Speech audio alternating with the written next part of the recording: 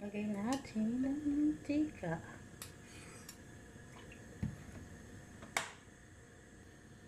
Prito natin ang sibuyas.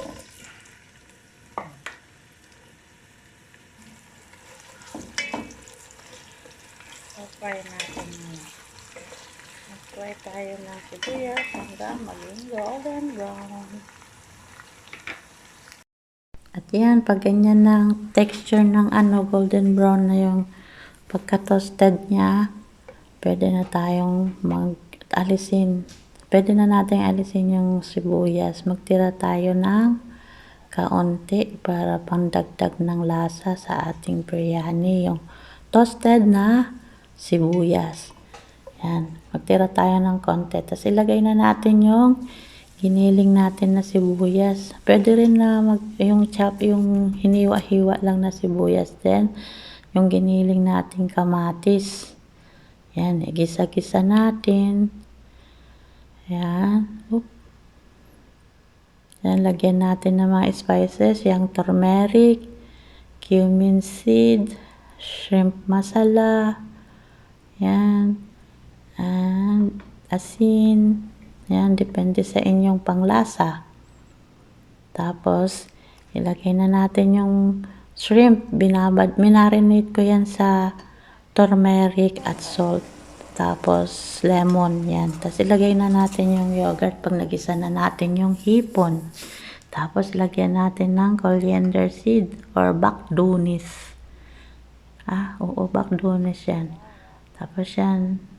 Gisa-gisa natin hanggang sa maluto. Tapos yun, magluto tayo ng kanin. Ayan, sa pinakulong tubig na may asin at mantika. Naglalagay din dyan ng cloves, cinnamon stick, saka coriander. Ano yun? Coriander? Hindi. Ano ba yun? Cardamom. Tapos yan, yung half cook lang dyan yung bigas, yung kanin. Tapos, lalagyan natin ng hipon. Yung mixture natin na hipon. Ayan. Lalagyan natin. Layer natin dyan. Ayan. Ang hirap ng walang taga-video. Hindi ko pala nakukuhanan lahat ng kalahati lang yung nakikita. Basta yan.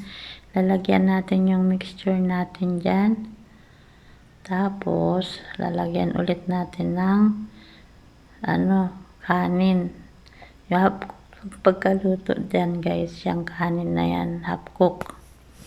Ang pagkaluto. Excuse me. Yan, tapos, lagay natin ulit yung natitira pang mixture. Yan, lalagay natin dyan. Depende sa inyo kung ilang layer yung basta yan, 2 cups of rice yan. Kaya depende sa pagtansya nyo kung ilan. Yan. Tapos, ilalagay na natin yung panghuling layer ng kanin. Yan. Yan. Tapos, ayusin. Yan na, nilagyan ko ng saffron. Yan, nilagay ko sa rose water. Ayan, ipubuhos ka dyan, pandagdag ng aroma sa ating biryani. Ayan, tapos lagyan ng itlog, toppings, ayan, saka yung piniritong sibuyas. Ayan, kain tayo guys!